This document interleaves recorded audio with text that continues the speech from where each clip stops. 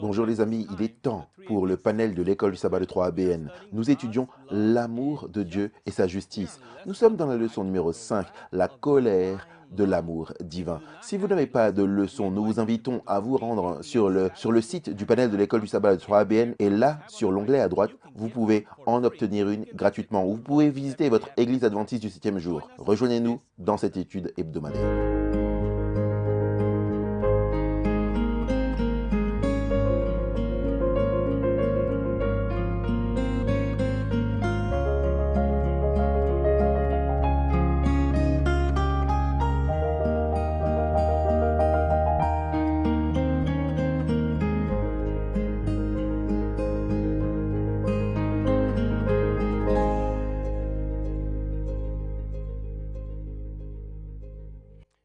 Les amis, bienvenue au panel de l'école du sabbat de 3ABN. C'est une leçon passionnante, leçon numéro 5, la colère de l'amour divin. Et nous vous encourageons à rester avec nous. Nous avons une leçon passionnante et inspirante à partager avec vous. Nous avons la famille du panel de l'école du sabbat de 3ABN que je vais vous présenter dans un instant. Mais d'abord, j'aimerais vous dire comment vous pouvez obtenir un guide d'études. Vous allez sur 3abnsabbatschoolpanel.com et là, vous verrez un endroit, un lien où vous pouvez télécharger le guide d'études gratuitement où nous vous encourageons à visiter votre église adventiste locale du 7e jour et ils vous aideront à en obtenir une. Je suis heureux de vous dire que vous pouvez obtenir les notes que nous avons préparées avec beaucoup de prières et conseils du Seigneur. Et maintenant, nous voulons également vous faire savoir que nous ne pouvons pas toujours, en raison du temps limité, partager tout ce que nous mettons dans nos notes. Mais afin que vous puissiez avoir des informations supplémentaires, des informations que nous espérons et prions pour qu'elles soient utiles dans votre étude, vous pouvez les avoir également. Maintenant, je suis prêt à présenter le panel. Pasteur Rafferty à ma gauche. C'est bon d'être ici, John. J'ai la leçon de lundi qui est intitulée « Dieu est lent à la colère ». Amen. C'est juste. Sœur Jill Morricone, bienvenue. Merci, Pasteur John. J'ai la leçon de mardi, une indignation juste. Amen. La sœur Jelly Queen, j'aime l'appeler Lady Queen. Merci, John. C'est un tel plaisir d'être ici. Mercredi, c'est la colère de Dieu n'est pas sans raison. Amen. Et Pasteur John Lomaken est avec nous. Et j'ai la leçon de jeudi pour faire balancer le pendule de l'autre côté, faire preuve de compassion. Amen. Nous allons maintenant aller vers le Seigneur dans la prière. Je vais demander au pasteur Lomaken qui est pour nous. Ok, Père plein de grâce, c'est toujours une bénédiction et une joie de pouvoir partager en groupe cette leçon de l'école du sabbat. Et alors que nous ouvrons nos cœurs aujourd'hui, Père, nous supplions ton Saint-Esprit de s'approcher de nous. Parle-nous, que nos notes fassent sens, que ce que nous avons écrit sur le papier soit écrit dans nos cœurs et dans nos esprits. Et nous demandons la même chose pour ceux qui regardent et écoutent le programme, et que la gloire qui t'appartienne soit reflétée. Nous prions au nom de Jésus. Amen. Amen. Merci, Pasteur Lomaken. Nous sommes prêts à commencer avec le texte à mémoriser que je vais vous lire. Toutefois, dans sa miséricorde, il pardonne l'iniquité et ne détruit pas. Il retient souvent sa colère et ne se livre pas à toute sa fureur. C'est une image de Dieu. Cependant, il nous parle de la colère, de l'amour divin, et c'est un amour qui s'exprime même dans la colère. Et nous devons regarder cela comme vous le verrez lorsque nous discuterons de la leçon de cette semaine. Je vous lis maintenant depuis la leçon, il dit « Alors, certains affirment que le Dieu de l'Ancien Testament est un Dieu de colère et que celui du Nouveau Testament est un Dieu d'amour. Mais il n'y a qu'un seul Dieu, et il est révélé comme le même dans les deux testaments, l'Ancien et le Nouveau. C'est le même Dieu. Donc il y a différentes circonstances, et Dieu réagit en fonction des circonstances. Mais dans tout cela, l'amour et la miséricorde, la grâce de Dieu est manifestée. La colère de Dieu est toujours sa réponse juste et aimante contre le mal et l'injustice. Comme nous le voyons dans ce monde, nous verrons qu'il y a beaucoup d'injustice. La leçon de dimanche est intitulée « Affligé par le mal ». Le Dieu de la Bible aime la justice et déteste le mal, le péché, et il œuvre en nous pour que nous également puissions aimer la justice et détester le mal, que nous aimions notre prochain comme nous-mêmes. Le péché et le mal, par conséquent, amènent Dieu à exprimer sa passion, à exprimer son indignation juste, sa colère et sa fureur, de manière miséricordieuse. Maintenant, Dans le psaume 71, il y a beaucoup de choses. Dans le psaume 78, il y a beaucoup de choses qui nous aident à voir comment le peuple d'Israël, son peuple, mentionné dans l'Ancien Testament, le peuple d'Israël, comment ils ont réagi aux choses que Dieu leur a dites. Remarquez ce qui est dit dans le psaume 78, verset 1. Écoutez, dans le psaume 78, verset 1. Mon peuple, écoute mes instructions, prête l'oreille aux paroles de ma bouche. C'est ce que nous savons, ce que nos pères nous ont raconté. Nous ne le cacherons point à leurs enfants. Nous dirons à la génération future les louanges de l'Éternel et sa puissance et les prodiges qu'il a opérés. C'est un Dieu qui est un Dieu de miséricorde, d'espoir. Et remarquez pourquoi cela nous est dit. Allons au verset 6. Pour qu'elle fût connue de la génération future des enfants qui naîtraient, et que, devenus grands, ils en parlassent à leurs enfants, afin qu'ils missent en Dieu leur confiance, qu'ils n'oubliassent pas les œuvres de Dieu et qu'ils observassent ses commandements. Souvenez-vous que les choses qui leur sont arrivées sont pour notre avertissement. Verset 8 nous dit « afin qu'ils ne fussent pas comme leur père, une race indocile et rebelle ». Maintenant, le psaume 78 commence à détailler certaines des choses que le peuple d'Israël a faites. Allons au verset 10. Ils ne gardèrent point l'alliance de Dieu et ils refusèrent de marcher dans sa loi. Ne gardèrent point l'alliance de Dieu et ils refusèrent de marcher dans sa loi. Ils mirent en oubli ses œuvres, ses merveilles qu'il leur avait fait voir. Devant leur père, il avait fait des prodiges. Au pays d'Égypte, dans les campagnes de Tsoan, il fendit la mer et leur ouvrit un passage. Il fit dresser les eaux comme une muraille. Il les conduisit le jour par la nuée et toute la nuit par un feu éclatant. Allons maintenant au verset 16. Du rocher, il fit jaillir des sources et couler des eaux comme des fleuves. Quand ils avaient soif, Dieu leur donnait de l'eau. Quand ils avaient faim, Dieu fournissait de la nourriture. Mais remarquez le verset 17. Mais ils continuèrent à pécher contre lui, à se révolter contre le Très-Haut dans le désert. Ils tentèrent Dieu dans leur cœur en demandant de la nourriture selon leurs désirs. Ils parlèrent contre Dieu, ils dirent « Dieu pourrait-il dresser une table dans le désert ?» Et bien sûr, c'est ce qu'il a fait. Dieu leur a fourni de la nourriture jour après jour. Dieu essayait de conduire le peuple d'Israël à être une lumière pour les nations qui les environnaient et pour le monde entier en fait. Dieu a été patient avec eux, comme il est patient avec nous. Cependant, au verset 32, il faut sauter une partie à cause du temps. Malgré tout cela, ils continuèrent à pécher et ne crurent point à ses prodiges. Il consuma leurs jours par la vanité et leurs années par une fin soudaine. Nous lisons encore au verset 38. Verset 38. Attendez. Toutefois, dans sa miséricorde, il pardonne leur iniquité et ne détruit pas. Il retient souvent sa colère et ne se livre pas à toute sa fureur. C'est le genre de Dieu qui s'approche de vous et moi en vous disant « Je t'aime, regarde ce que j'ai fait pour toi. » Et vraiment, Dieu fait chaque jour des choses pour nous. Je lis depuis la leçon. Selon la Bible, l'amour et la justice sont intimement liés. La colère divine est la réponse appropriée de l'amour contre le mal, parce que le mal fait toujours du mal au bien-aimé de Dieu. Ça peut être vous ou quelqu'un d'autre. Il n'y a aucun exemple dans les Écritures, écoutez attentivement, où Dieu est arbitrairement ou injustement furieux ou en colère. Certaines personnes imaginent Dieu qui attend une opportunité de les frapper avec la foudre.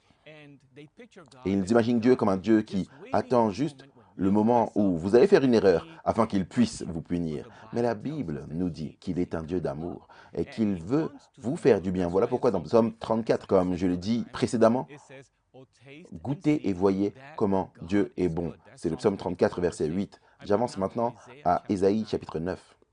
Dans Ésaïe chapitre 9, à partir du verset 12, ceci est dit plusieurs fois dans Ésaïe chapitre 9. Remarquez comment Dieu réagit Je vais lire plusieurs versets plus bas, mais remarquez la façon dont Dieu réagit même contre le mal. Les Syriens à l'est et les Philistins à l'ouest, ils dévorent Israël à pleine bouche. Malgré tout cela, sa colère ne se détourne pas et sa puissance est encore déployée. Ici, nous voyons une image que Dieu, à cause des péchés d'Israël, à cause de leur rébellion, il doit laisser d'autres nations venir et les renverser. Et Dieu utilise d'autres nations pour les punir. Mais même dans cette punition, il est dit que sa main est encore déployée. Il les supplie de se repentir. Regardez le verset 16, Ésaïe 9, 16. C'est pourquoi le Seigneur ne peut se réjouir en pensant à ces jeunes gens et n'aura pas pitié de leurs orphelins et de leurs veuves. En effet, tous sont impies et méchants et toutes les bouches ne savent que proférer des absurdités. Mais malgré tout cela, sa colère ne se détourne pas et sa puissance est encore déployée. Regardez le verset 20. Manassé dévore Éphraïm, Éphraïm Manassé, et ensemble ils fondent sur Juda. Mais malgré tout cela, sa colère ne se détourne pas et sa puissance est encore déployée. Un autre verset, Ésaïe chapitre 10, verset 4. Les uns seront courbés parmi les prisonniers, les autres tomberont parmi les condamnés à mort. Mais malgré tout cela, sa colère ne se détourne pas et sa puissance est encore déployée. C'est ainsi que Dieu est, même si il est lent à punir, il va punir à cause de l'injustice, il doit punir à cause de la rébellion. Mais dans cela, il essaye de nous aider à comprendre que le mal n'est pas une bonne chose, il cause de la douleur, il cause de la souffrance et il déploie sa main en disant encore « Repens-toi, reviens à moi et je guérirai tes récidives, je t'aiderai, je te délivrerai ». Nous lisons à partir de la leçon à nouveau. Et tandis que le peuple de Dieu l'avait abandonné et trahi à plusieurs reprises au cours des siècles, Dieu avait continué à accorder patiemment de la compassion au-delà de toute attente raisonnable. On peut voir cela dans Néhémie 9, 7 à 33. On ne va pas le prendre à cause du temps, démontrant ainsi la profondeur insondable de sa compassion et de son amour miséricordieux. En effet, selon Psaume 78, 38, Dieu, comme on l'a déjà lu, dans sa miséricorde, pardonne l'iniquité et ne détruit pas. Et c'est comme ça que Dieu est. Je vous encourage donc à considérer la grande miséricorde et l'amour de Dieu pour chacun d'entre nous. Dans cette leçon, vous entendrez de nombreuses choses merveilleuses où Dieu doit agir, Dieu doit révéler sa colère, révéler sa justice divine pour faire savoir aux gens que vous allez dans la mauvaise direction, vous allez sur un chemin de destruction. Et il les appelle encore et encore. Lorsque vous regardez au livre des juges, vous verrez qu'au fur et à mesure que vous passez d'un chapitre à l'autre, il est dit « Et le peuple d'Israël a encore fait le mal ». Et parfois, vous lirez des références comme celle-ci. Et ils ont fait plus de mal que le roi avant. Et encore une fois, Dieu envoie des prophètes, envoie des messagers pour qu'ils se détournent du mal et se tournent vers Dieu de tout leur cœur. Même s'ils connaissent le Dieu vivant, le Dieu tout-puissant, aimant, ils se tournent vers des idoles. Mais Dieu continue de les attirer, mais Dieu continue de les appeler comme il continue de nous appeler aujourd'hui. Et même dans cette leçon de l'école du sabbat, il appelle ceux qui ont besoin de comprendre qu'il est temps de se repentir et de retourner au Seigneur de tout leur cœur. Amen. Amen. Merci, Pasteur John. Beaucoup de choses dans ce que tu as partagé et je méditais dessus. On va construire sur ce que tu as dit. Nous allons dans la leçon de lundi. Dieu est lent à la colère. La leçon fait ressortir que Dieu s'irrite contre le mal parce qu'il est amour. Dieu est si compatissant et miséricordieux au point qu'un prophète biblique lui est reproché d'être trop miséricordieux. Et c'est bien sûr le prophète Jonas. Lorsqu'on regarde l'histoire de Jonas, on réfléchit sur la réflexion de Jonas par rapport au pardon compatissant de Dieu envers les Ninivites. Et nous allons nous demander ce que ça nous dit sur Jonas et également ce que ça nous dit sur Dieu. Commençons ici dans Jonas chapitre 4, verset 1. « Cela déplut fort à Jonas, et il fut irrité. Il implora l'Éternel et dit, « Ah, Éternel, n'est-ce pas ce que je disais quand j'étais encore dans mon pays? C'est ce que je voulais prévenir en fuyant à Tarsis. Dieu avait demandé à Jonas d'aller à Ninive et de crier contre Ninive. Et Jonas a dit, non, non, non, je sais ce que pense Dieu. Il est trop miséricordieux, trop gracieux pour réellement détruire les Ninivites. Je vais aller à Tarsis. Mais au final, Dieu a redirigé Jonas à travers un nombre de situations incroyables. Et il est revenu à Nénive et il a proclamé le message que Dieu lui avait donné. Jonas dit alors, « Car je savais que tu es un Dieu compatissant et miséricordieux, lent à la colère et riche en bonté, et qui te repent du mal. Maintenant, Éternel, prends-moi donc la vie, car la mort m'est préférable à la vie. » L'Éternel répondit, « Fais-tu bien de t'irriter? Pourquoi Jonas était-il en colère? Jonas était en colère parce qu'il était plus préoccupé par sa réputation de prophète, à dire, est-ce que c'était un vrai ou un faux prophète? Parce que sa prophétie ne s'était pas réalisée. Qu'il ne l'était par les Ninivites, les milliers d'âmes qui étaient à Ninive, que Dieu a épargnées, parce qu'ils s'étaient réellement repentis au message de Jonas. La réaction de Jonas à la miséricorde de Dieu est révélatrice de deux manières importantes. Premièrement, cela montre la dureté du cœur de Jonas. Il haïssait tellement les Assyriens pour ce qu'ils avaient fait à Israël et à d'autres nations, au point qu'il ne voulut pas que Dieu leur fasse miséricorde. Et nous devons être très prudents ici, vous savez, parce que nous pouvons voir le mal et la méchanceté dans ce monde. Et ce qui se passe avec les dirigeants, nous pouvons arriver au même résultat. Vous savez, il est temps pour que Dieu les efface de la carte. Et nous pouvons fermer la porte à une attitude gracieuse et miséricordieuse envers nos dirigeants. Dieu nous dit dans 1 Timothée chapitre 2 que nous devrions prier pour nos dirigeants, présidents et pour tous ceux qui sont en position d'autorité. C'est donc une grande leçon pour nous, mes amis. Il nous faut faire attention à nous garder de la même attitude, aussi compréhensible que ça puisse être, aussi compréhensible soit-elle. De tous les peuples, ceux qui ont reçu la grâce de Dieu, nous dit la leçon, devraient reconnaître à quel point elle est imméritée et donc être prêts à étendre cette grâce aux autres. Deuxièmement, la réaction de Jonas renforce la centralité de la compassion et de la grâce de Dieu pour son caractère. Dieu est gracieux et miséricordieux, lent à la colère et abondant en bonté. Jonas savait que l'Éternel renoncerait à l'acte de juger Ninive. Dieu agit envers tous les peuples et toutes les nations avec justice et miséricorde. La prophétie manquée de Jonas est mieux comprise comme une prise de conscience que l'amour l'emporte sur la prophétie. Et cette vérité biblique a mis Jonas en colère. Jonas était en colère parce qu'il serait considéré par certains comme un faux prophète. Et pourtant, Dieu était l'auteur de la prophétie et il était prêt à prendre ce risque. La Bible dit que Dieu est amour dans 1 Jean chapitre 4 verset 8 et la Bible dit également que l'amour, c'est-à-dire Dieu, supporte toute chose, espère toute chose, croit toute chose, supporte toute chose. L'amour ne périt jamais, mais là où il y a des prophéties, elles périront. Et ça, c'est dans 1 Corinthiens 13, 7 et 8. J'aime cette explication parce que nous voyons ici que l'amour l'emporte sur la prophétie. L'amour ne périt jamais, mais la prophétie peut périr. L'apôtre Paul, je pense, parle sous l'inspiration de Dieu et il explique pourquoi cette prophétie donnée par Jonas à Dieu, 40 jours et Ninive sera renversée, a échoué. Juste au cas où quelqu'un pourrait dire que Dieu n'a pas dit que Ninive serait détruite. Regardons le texte. Jonas 3, versets 1 à 4. Jonas est finalement rejeté par le grand poisson et il continue son chemin vers Ninive. Et la parole de l'Éternel fut adressée à Jonas une deuxième fois. « Lève-toi, va à Ninive, la grande ville, et fais-y la proclamation que je t'ordonne. » Jonas se leva et alla à Ninive, conformément à la parole de l'Éternel.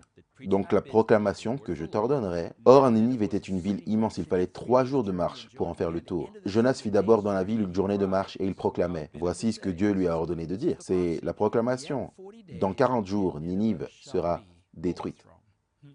Donc nous y voici, ça nous aide à comprendre pourquoi nous sommes encore ici sur la planète Terre aujourd'hui. Ce n'est pas que Dieu ait donné de fausses prophéties ou de faux messages, faisant passer ses prophètes pour de faux prophètes, mais plutôt que la Bible dit que la raison pour laquelle toute chose continue comme elle l'était depuis le début, depuis que nos pères se sont endormis, 2 Pierre chapitre 3, c'est parce que Dieu est patient envers nous. Il ne veut qu'aucun périsse, mais que tous se repentent et soient sauvés. L'amour l'emporte sur la prophétie. Je crois que nous n'aurions pas été dans le royaume si ce n'était cela. Je crois qu'il y a de nombreux moments dans l'histoire où Dieu aurait pu clore cette question. Mais Dieu est patient envers nous, ne voulant qu'aucun ne périsse, mais que tous parviennent à la repentance. Ainsi, bien qu'il ne faille pas longtemps pour que les humains se mettent en colère, nous dit la leçon, Dieu est extrêmement patient et miséricordieux et il accorde la grâce librement et abondamment, mais sans justifier le péché ni de fermer l'œil sur l'injustice. Au contraire, Dieu lui-même fait l'expiation du péché et du mal par la croix, afin qu'il puisse être à la fois juste et le justificateur de ceux qui croient. Et 2 Pierre continue à dire que pour Dieu, un jour est comme 1000 ans et 1000 ans sont comme un jour. Nous pensons que cela fait longtemps, Jésus devrait être de retour maintenant. Dieu dit, mais cela fait que quelques jours. Attendez, j'ai encore quelques âmes qui pourraient être sauvées pour toute l'éternité. Et qu'est-ce que l'éternité par rapport à un jour ou deux, par rapport à un an ou deux, par rapport à une décennie ou deux? Dieu voit les conséquences éternelles des âmes sauvées ou perdues. Dans Jacques chapitre 1, versets 18 à 20, conformément à sa volonté, il nous a donné la vie par la parole de vérité afin que nous soyons en quelque sorte les premières de ses créatures. Ainsi donc, mes frères, puisque nous sommes en quelque sorte les premières de ses créatures, frères, que chacun soit prompt à écouter, lent à parler, lent à se mettre en colère. Car la colère de l'homme n'accomplit pas la justice de Dieu. J'aime vraiment cela parce que lorsque vous regardez cela dans le contexte d'Apocalypse 14, Apocalypse 14, verset 5, décrit un peuple qui se tiendra sur le mont Sion avec l'agneau. Et au verset 5, il est dit, « Car ce sont ceux qui ne se sont pas souillés avec des femmes, car ils sont vierges. Ce sont ceux qui suivent l'agneau partout où il va. Ils ont été rachetés d'entre les hommes étant les prémices pour Dieu et pour l'agneau. » Donc Jacques décrit les prémices dans Jacques chapitre 1 comme ceux qui sont engendrés par la parole de vérité, et ils sont lents à la colère. Et dans Apocalypse 14, les premiers fruits sont décrits comme ceux qui suivent l'agneau. Ils se tiennent sur le mont Sion avec l'agneau et ils le suivent partout où il va. Et lorsque nous regardons cette connexion ici, nous réalisons pourquoi Apocalypse 14, 12 dit, c'est ici la patience des saints. Et puis Apocalypse 13 nous dit également, c'est ici la patience des saints.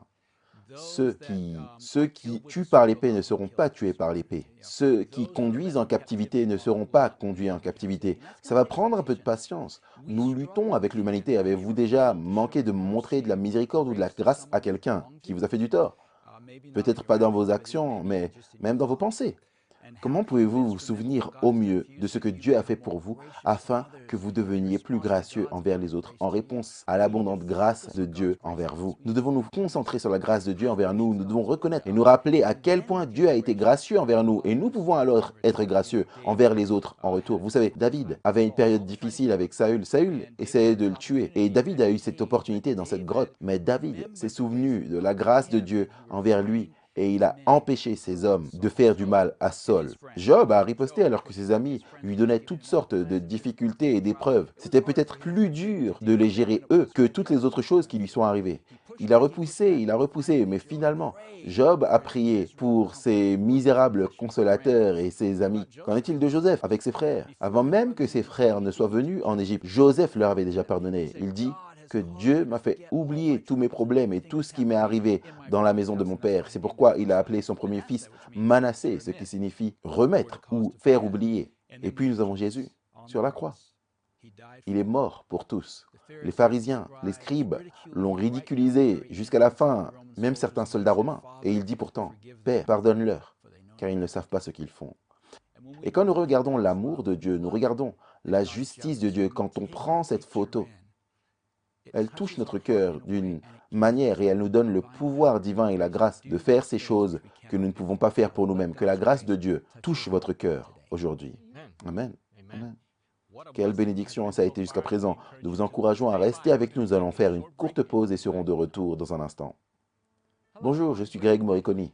Je suis si heureux que vous m'ayez rejoint pour le moment missionnaire de 3ABN. Nous avons entendu des histoires inhabituelles sur la façon dont Dieu a utilisé 3ABN pour atteindre ceux qui recherchent la vérité. Mais il est assez rare d'entendre parler de lui utilisant le chien de quelqu'un. Et c'est exactement ce qui est arrivé à Greg Termiston dans le Morrigan. Né dans une famille militaire, Greg dit qu'ils ont déménagé beaucoup. En tant que famille catholique, il était inscrit dans des écoles catholiques et assistait à la messe chaque semaine. Il a même servi en tant qu'enfant de chœur. Mais il avait des questions auxquelles personne ne pouvait répondre. Comme, pourquoi adorait-il le dimanche plutôt que le samedi, le jour du sabbat, comme Jésus l'a fait? Lorsqu'il était adulte, il a commencé à fréquenter une église pentecôtiste, mais cette expérience ne l'a pas satisfait non plus. Finalement, il s'est éloigné et n'est plus allé à l'église pendant de nombreuses années. Alors un jour, alors qu'il zappait les chaînes télévision, il en a vu une appelée 3ABN. Après avoir regardé pendant quelques secondes, il a changé de chaîne, mais immédiatement, son chien, Echo, a levé les yeux vers lui, puis a regardé l'écran comme s'il était intéressé. Il a pensé, c'est étrange. Il est donc revenu à Tuebien, et ce qui s'est passé ensuite est assez étonnant, et est assez incroyable. Alors assurez-vous de rester à l'écoute la semaine prochaine pour découvrir comment Dieu a utilisé un chien pour changer la vie de Greg pour toujours. Je vous reverrai sur le moment missionnaire de Tuebien. Que Dieu vous bénisse de manière spéciale aujourd'hui. Amen, loué soit le Seigneur. Nous sommes maintenant prêts à continuer avec la leçon de mardi, seul Jim Reconi. Merci, Pasteur Johnny, Pasteur James. Quelle leçon incroyable. Nous étudions ces dernières semaines sur l'amour de Dieu et sur qui est notre Dieu et son caractère. Mais son caractère englobe également sa justice. Parfois, je pense que nous nous concentrons trop sur la partie amour et que nous oublions la partie justice. Mais alors, les deux sont entrelacés, unis ensemble, les deux aspects de son caractère. Nous regardons mardi l'indignation juste. Et j'aimerais commencer par quelques questions pour vous aujourd'hui. Est-ce que toute colère est mauvaise? Vous savez, ce texte que nous lisons parfois, Éphésiens 4, 26. Soyez en colère et ne péchez point. Qu'est-ce que ça signifie? Est-ce que la colère peut-elle être juste? La colère de Dieu contre le péché est-elle sainte? La colère peut-elle faire partie de l'amour de Dieu? Vous savez, en tant qu'être humain, nous aimons parler d'amour, nous aimons parler de l'amour de Dieu, mais parfois, nous avons du mal à accepter sa colère ou sa justice. Mais que se passe-t-il lorsque la colère est en fait liée à l'amour? Comme si Dieu se met en colère contre le mal parce qu'il est amour. J'aimerais vous donner une déclaration ici et nous allons la citer tout au long de ma leçon. Je pense que c'est très perspicace alors que nous examinons cela. La seule colère sans péché est la colère contre le péché. J'aimerais dire cela à nouveau. La seule colère sans péché est la colère contre le péché. C'est le type de colère que Dieu a. Vous savez, en tant qu'être humain, et l'humanité en général, je pourrais même dire, j'ai été coupable de cela. Parfois, nous détestons les gens et nous embrassons le péché. Dieu, à l'inverse, embrasse les gens et déteste le péché. Parce que la seule colère sans péché est la colère contre le péché. Donc, regardons 3 instantanés de l'indignation juste de Jésus, où nous voyons cette colère contre le péché être illustrée lorsqu'il marchait sur cette terre. Le premier instantané, c'est Jésus purifiant le temple. Nous trouvons cela en fait, dans les 4 évangiles. Regardons-le dans Matthieu, Matthieu chapitre 21. Venez avec moi dans Matthieu 21, versets 12 et 13. Jésus entra dans le temple et, c'est quoi ce mot? Chassa tous ceux qui achetaient et vendaient dans le temple. Et dans Jean chapitre 2, vous voyez, il utilise un fouet de cordes pour les chasser du temple. Maintenant, il utilise de la force, n'est-ce pas? Pour les chasser du temple. Continuez à lire. Il renversa les tables des changeurs et les sièges de ceux qui vendaient des colombes. Verset 13. Et il leur dit, il est écrit, ma maison sera appelée une maison de prière, mais vous, vous en avez fait une caverne de voleurs. La seule colère sans péché est la colère contre le péché. Donc, quel péché avait lieu ici? Les Juifs, les chefs religieux, les gens que Dieu avait chargés de superviser l'administration de l'amour et de la justice et de sa loi, l'enseignement de sa loi. Ils avaient transformé le temple en une entreprise lucrative. La cupidité avait envahi leur cœur. C'était au détriment des veuves, au détriment des orphelins et des pauvres. Les Juifs, les chefs religieux, opprimaient les personnes même qu'ils étaient censés aider. Le temple était censé être un lieu saint, un lieu où Dieu était, un lieu où quiconque pouvait entrer et le trouver, un lieu d'aide, un lieu saint.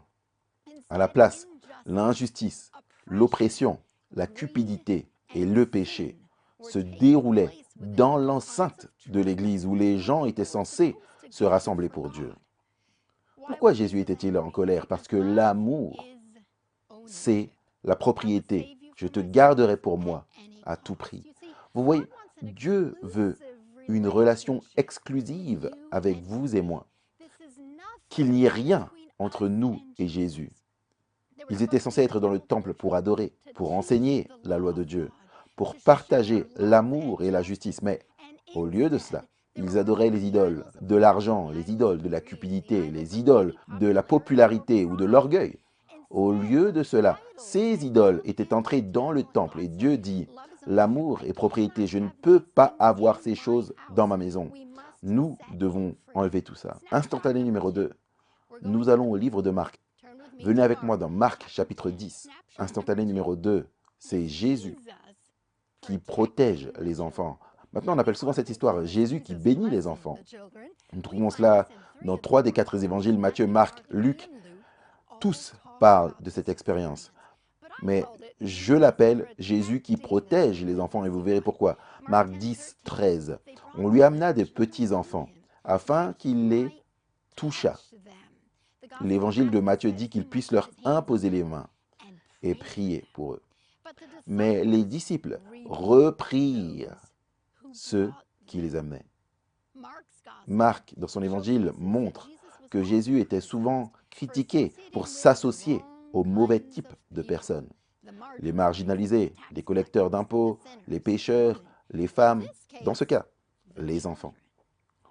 Marc 10, 14. Jésus, voyant cela, il fut indigné. Une autre traduction dit qu'il était très mécontent. La traduction vivante dit qu'il était en colère. La King James dit qu'il était très mécontent. Et il leur dit, « Laissez venir à moi les petits-enfants et ne les empêchez pas, car le royaume de Dieu est pour ceux qui leur ressemblent. » Vous savez, nous avons dit que la seule colère sans péché est la colère contre le péché. Quel est le péché ici?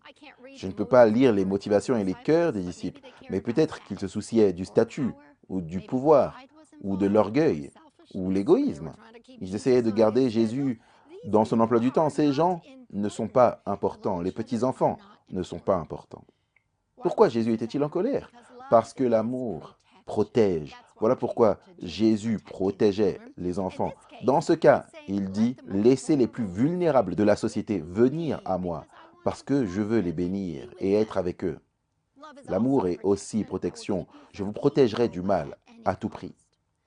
Parfois, nous sommes protégés du mal ou de l'indifférence. Imaginez si un enfant était kidnappé de la maison d'un parent. Les parents ne se lèveraient-ils pas et ne seraient-ils pas en colère? Ne voudraient-ils pas protéger leur enfant? Ne voudraient-ils pas être horrifiés et faire n'importe quoi pour les récupérer? Vous voyez, l'amour est une protection. Nous voyons cela dans le jardin d'Éden. Adam et Ève n'étaient pas censés manger de l'arbre de la connaissance du bien et du mal, parce que Dieu les protégeait du mal. Instantané numéro 3. J'appelle cela, nous sommes dans le livre de Marc chapitre 3, j'appelle cela Jésus réprimande le légalisme. Marc 3, verset 1. Jésus entre à nouveau dans la synagogue et un homme était là avec la main sèche. Il le regardait donc attentivement pour savoir s'il allait guérir le jour du sabbat, afin de l'accuser. Vous voyez, est-ce qu'il va enfreindre la loi? Selon leur interprétation de la loi. Et il dit à l'homme à la main sèche, viens ici. Puis il dit aux Juifs, est-il permis, le jour du sabbat, de faire du bien ou de faire du mal, de sauver une personne ou de tuer? Mais ils gardèrent le silence. Alors, promenant ses regards sur eux avec indignation, et en même temps affligé par l'endurcissement de leur cœur, il dit à l'homme, étends ta main. Il l'étendit et sa main fut guérie dans son intégralité. Jésus transgresse directement les règles créées par l'homme. Il est en colère que des simples hommes empêchent d'autres hommes de venir à lui pour la guérison, la plénitude, la rédemption, le salut. C'est en quelque sorte un pseudo-christianisme, ce légalisme, ces règles créées par l'homme. Matthieu 15, 9 dit « En vain il m'adore, enseignant comme doctrine les commandements des hommes. » Multiplier la loi, changer la loi n'est pas une question d'amour, c'est une question de tradition créée par les hommes et des règles humaines. Pourquoi Jésus était-il en colère? Parce que l'amour est vérité. Jésus, je suis le chemin, la vérité et la vie. Ils avaient tellement obscurci la vérité de la loi de Dieu, ils avaient tellement obscurci le caractère de Dieu, que tout que tout ce que les chefs religieux pouvaient faire, c'était d'empiler règle sur règle, qui était une tradition, qui était créée par l'homme, qui n'avait rien à voir avec le caractère, l'amour de Dieu. Jésus, lorsqu'il réprimande le légalisme, défend la vérité. Je vais partager la vérité à tout prix. Donc vous et moi sommes appelés à défendre la vérité dans la parole de Dieu. Nous sommes appelés à aimer les autres et à comprendre qu'en conjonction avec cela vient la justice. Car la seule colère sans péché, c'est la colère contre le péché. Wow, quelle déclaration, j'aime ça. Merci pour vos messages. Je m'appelle Shelly Quinn. J'ai la leçon de mercredi et c'est la colère de Dieu n'est pas sans raison. Le Dieu d'amour déteste le péché. Vous savez pourquoi? Le péché est l'absence d'amour. Le péché est orgueilleux, il est égoïste. Le péché est rebelle et pervers. Le péché fait du tort à soi-même et n'a jamais lieu dans le vide. Le péché de quelqu'un affecte toujours quelqu'un d'autre en transgressant ses droits et lui fait du mal. Donc si quelqu'un pêche contre nous, ou l'un de nos proches, ou une personne vulnérable, quelle est notre réaction? Nous sommes en colère, pas vrai? Et c'est naturel. Écoutez cette déclaration de la leçon tout au long de la Bible.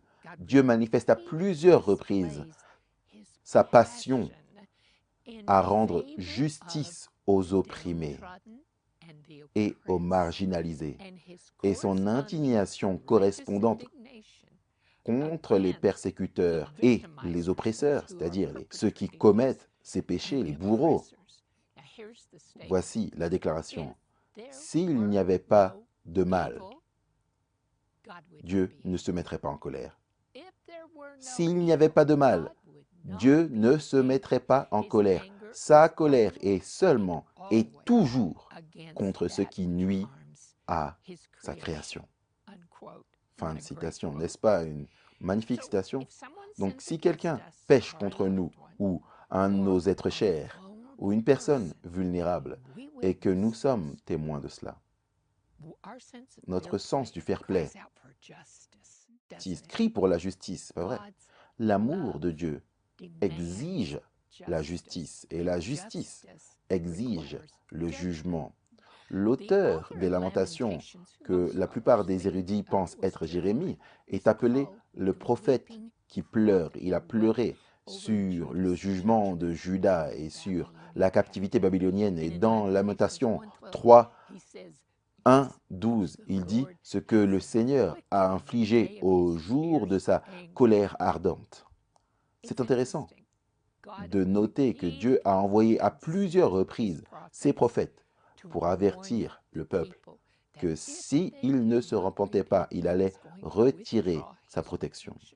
Il leur permettrait d'être renversés par leurs ennemis. Mais ils ont refusé d'écouter. Il y a un principe du royaume. Écoutez ce que je dis. Le principe du royaume est ceci. Vous récoltez ce que vous semez. De mauvais choix ont un impact sur les vies. Les mauvaises actions ont des conséquences. Et ce qui m'étonne dans la patience de Dieu, c'est que lorsque Juda fut amené en captivité babylonienne, c'était 840 ans après le mont Sion. À quel point Dieu aurait pu-il être plus patient? Il les a avertis encore et encore. Ils l'ont attristé, non seulement dans le désert, mais pendant tous ces siècles, ils l'ont attristé. Maintenant, voici la citation de la leçon. Selon Esdras 5, après que le peuple ait provoqué Dieu avec persistance et impénitence à la colère, il s'est finalement retiré et a livré le peuple entre guillemets, entre les mains de Nebuchadnezzar, roi de Babylone.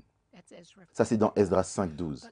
Mais Dieu ne l'avait fait qu'après qu'il n'ait eu aucun remède, selon 2 Chroniques 36, 16. Et Dieu jugea plus tard Babylone pour la dévastation excessive qu'elle avait infligée à Juda.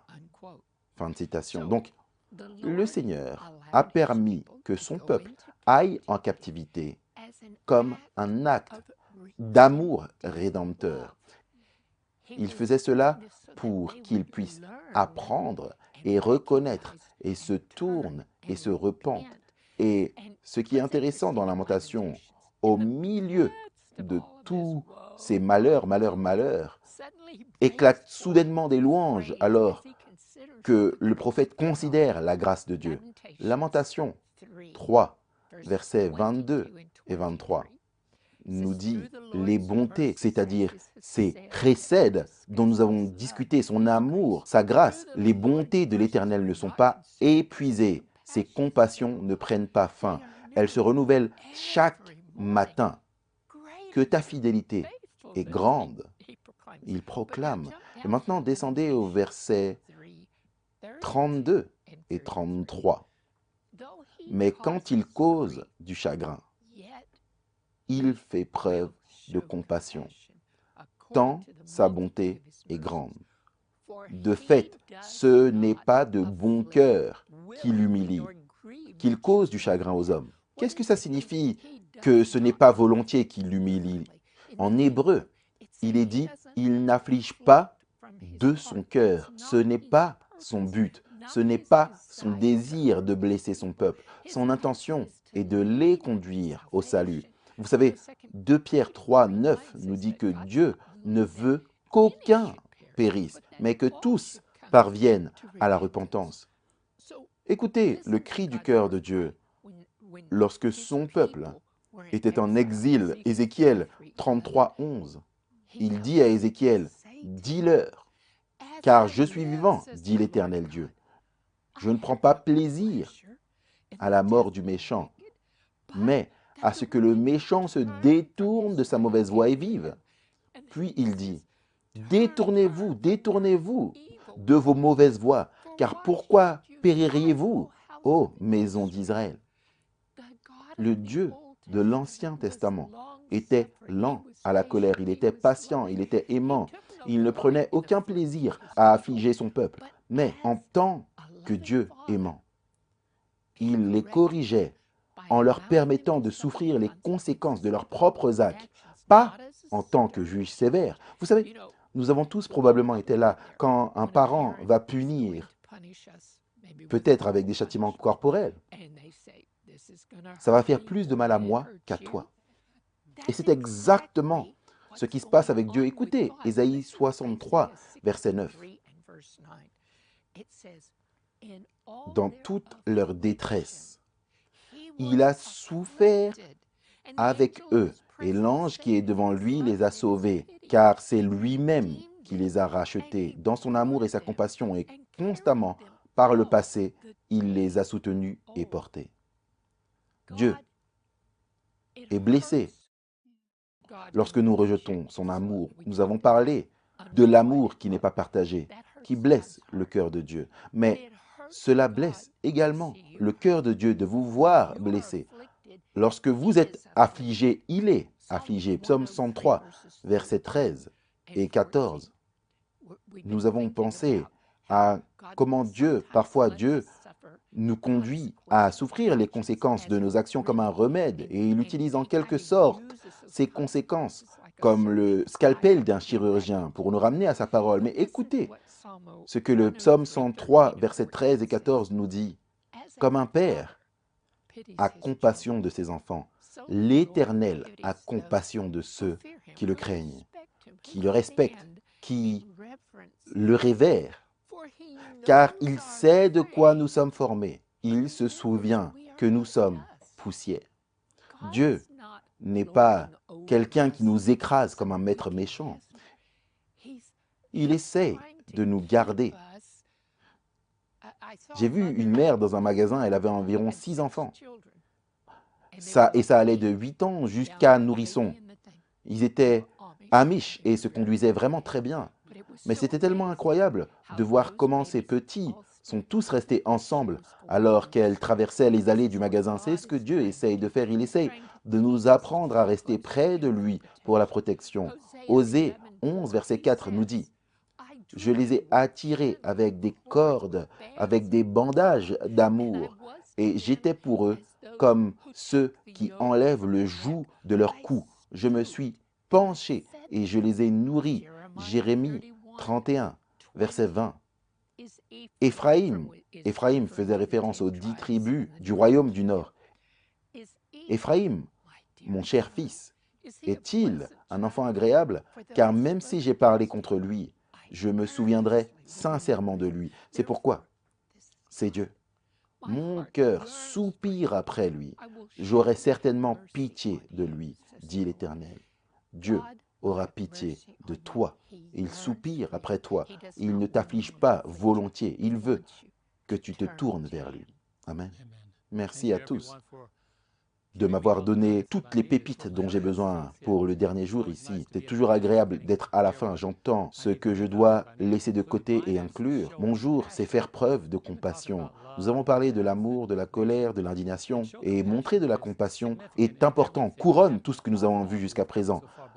Mais ce que le Seigneur m'a donné, c'est que l'amour de Dieu ne peut pas être pur en faveur des pécheurs, à moins que sa colère ne soit pure contre le péché.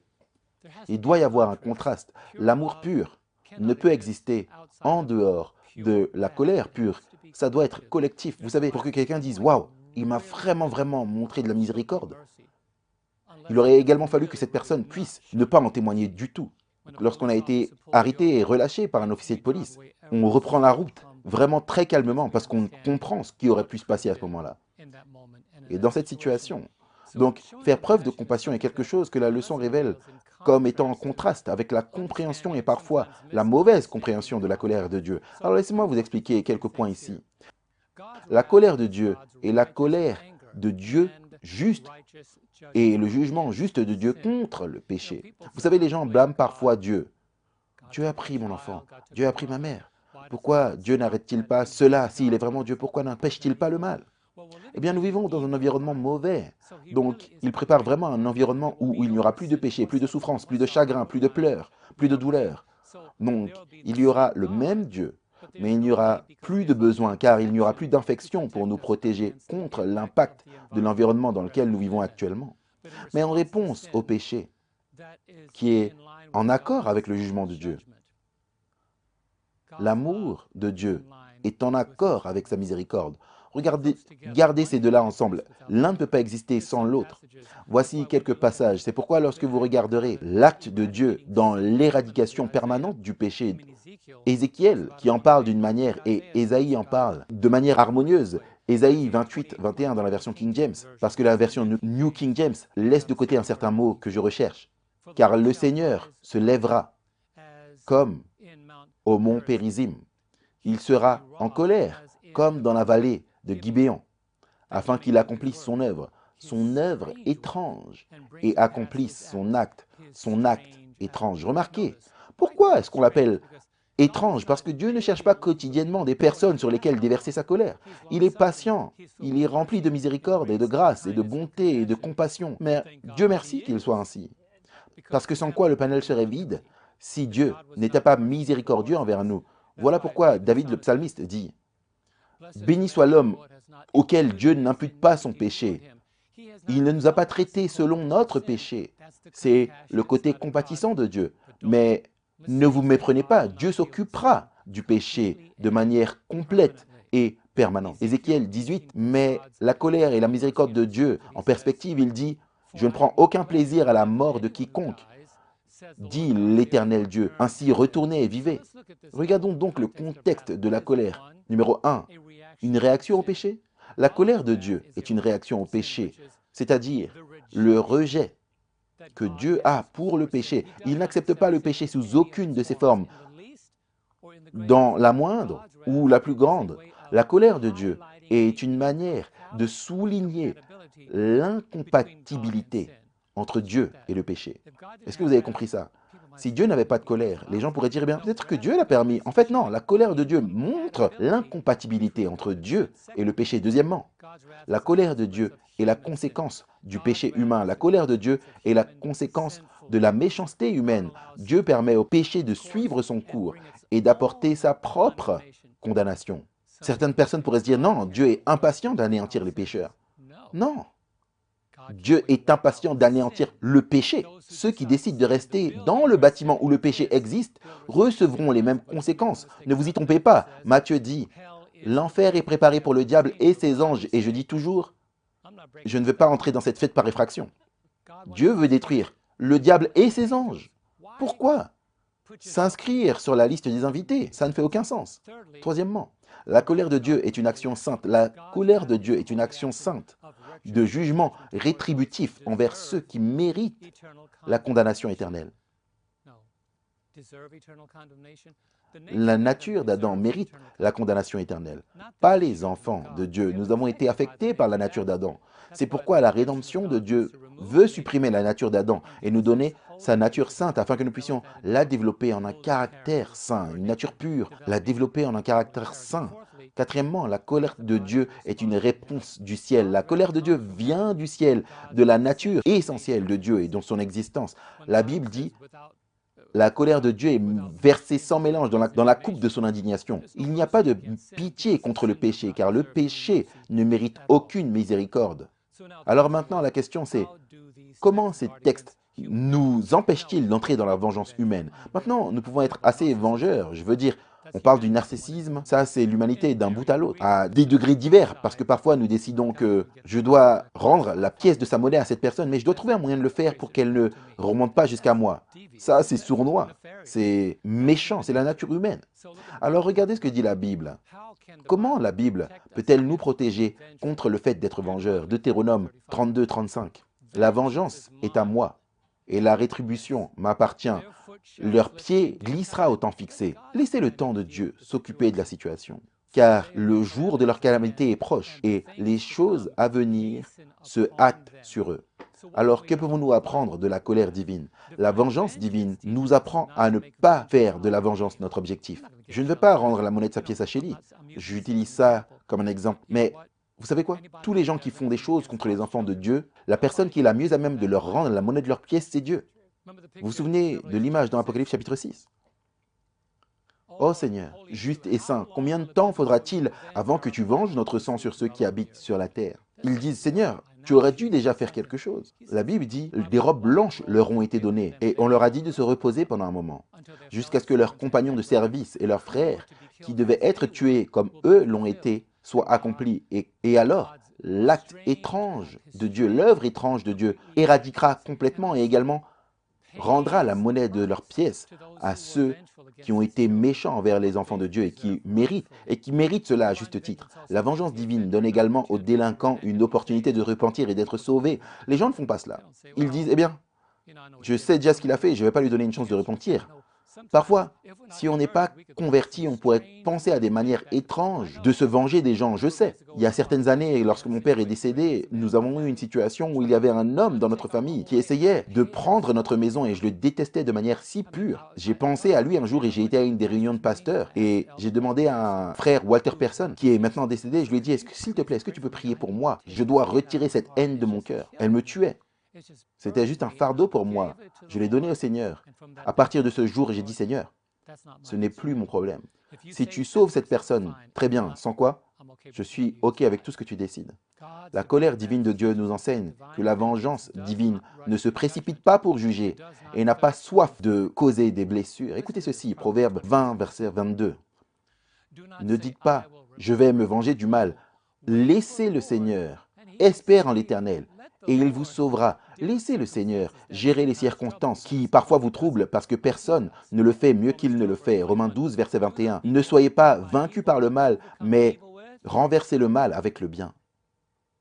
La meilleure façon d'être, le meilleur moyen, ça semble un peu vindicatif, mais la meilleure façon d'infliger la vengeance est d'être bon. Parce que Dieu pourrait changer le cœur de cette personne si vous êtes bon envers elle. Mais si vous décidez de vous venger, votre vengeance n'ajoutera pas à la vengeance de Dieu. Il enlèvera cela, il ne dira pas « Eh bien, t'as vu ce que John t'a déjà fait? Je vais te faire encore pire. » Ça, c'est pas Dieu. Ça, c'est la nature humaine. Proverbe 24, verset 29. Ne dis pas « je ferai comme il m'a fait ». Je rendrai à l'homme selon son œuvre. Laissez le Seigneur s'occuper de cette affaire. Ne dites pas « vous avez vu ce qu'elle m'a fait, ben maintenant je vais lui faire la même chose ». Ça, c'est la nature humaine, c'est quelque chose de terrible. Voilà pourquoi cette leçon ne porte pas sur la vengeance, mais sur la compassion. Romains 12, verset 20. C'est pourquoi si ton ennemi a faim, nourris-le. S'il a soif, donne-lui à boire. Maintenant, beaucoup de nous prient encore pour arriver jusque-là, que quelqu'un dise Amen. Parce que, ah, je sais que tu as volé ma voiture, allons déjeuner ensemble. Nous ne faisons pas cela. C'est une caractéristique divine dans tous les sens de la pureté. Dieu essaye de nous guider dans cette voie. Mais ne vous y prenez pas. Écoutez ce que dit Matthieu 7, verset 2. La réciprocité du bien et du mal. Car avec le jugement dont vous avez jugé, vous serez jugés. Et la mesure que vous avez utilisée, vous serez mesuré avec la même mesure. Donc voici mon dernier point. Permettez à Dieu d'être le Dieu de la miséricorde, qui plus tard peut être le Dieu de la vengeance pure. Ne permettez pas à la vengeance d'être votre objectif, parce que Dieu veut que vous soyez celui qui montre de la compassion. Amen. Loué soit le Seigneur. Quelle magnifique leçon. Nous avons parlé de la leçon numéro 5, la colère de l'amour divin. Et nous avons un moment pour que chacun d'entre vous exprime un dernier commentaire. Le chapitre 4 de Jonas se termine par sans résolution. Dieu révèle à Jonas pourquoi il est compatissant à travers une illustration d'une plante qui s'élève, puis ensuite meurt brûlée par le soleil. Puis il mentionne à Jonas, « Et Jonas, si tu es en colère à cause de cette plante, pourquoi ne devrais-je pas être miséricordieux envers cette ville où plus de 120 000 habitants ne connaissent pas la différence entre leur droite et leur gauche ?» Et il n'y a pas de réponse. Parce que cette histoire est pour vous et moi. Cette histoire est pour nous. Allons-nous réagir comme Dieu a répondu ou allons-nous réagir comme Jonas a répondu? Amen. Mardi, nous avons examiné l'indignation juste et je pense que nous découvrons en étudiant la parole de Dieu, la colère de Dieu ne ressemble en rien à la colère humaine parce qu'elle est dirigée contre le péché, mais jamais contre la personne. J'aime ce que le pasteur John a dit, la vengeance m'appartient, je rembourserai, donnez cela à Dieu, ce désir de vengeance à Dieu et confiez-lui votre vie. Amen. Ma leçon, c'était que Dieu n'afflige pas volontiers. Il y a de nombreux passages dans les Écritures où il est dit que Dieu les a livrés à leurs ennemis. Et maintenant, je dirais livrés entre guillemets. Pensez à ceci, ces gens poursuivaient les dieux de ces nations. Ils affligeaient le Seigneur, ils servaient les dieux d'autres nations. Donc Dieu, conformément à leurs désirs, les a laissés aller vers les autres nations. Souvenez-vous simplement de ceci. Ésaïe 63, verset 9, dit que dans toutes leurs afflictions, il a été affligé. Dieu ressent votre douleur et il peut vous aider. Amen. Merci, Shelly. Et mes amis, les chrétiens devraient maintenir un niveau de vie plus élevé dans les moments difficiles et d'adversité. Comment pouvons-nous faire cela? Nous savons que nous sommes passés de la mort à la vie lorsque nous aimons nos frères. 1 Jean 3, verset 14. Alors soyez cette personne. Augmentez vos standards afin que Christ puisse être vu à travers votre vie. Amen, amen. Merci à chacun d'entre vous. J'aimerais partager avec vous que Dieu doit exercer la justice et cette justice, la punition contre le mal. Et regardez, Ézéchiel 18, 32. « Car je n'ai aucun plaisir dans la mort du méchant, dit l'Éternel. Par conséquent, détournez-vous et vivez. » C'est le désir de Dieu pour chacun d'entre nous, que nous nous détournions du mal et que nous nous tournions vers lui, que nous vivions. La semaine prochaine, leçon numéro 6, l'amour de Dieu pour la justice. Rejoignez-nous alors que nous prions maintenant. Notre Père céleste aimant, nous te sommes reconnaissants parce que ton grand amour nous fait savoir que tu nous as aimés et qu'il y a de la justice dans cet amour. Aide-nous à nous tourner vers toi afin que nous puissions vivre. Nous le demandons dans le nom saint et béni de Jésus. Amen.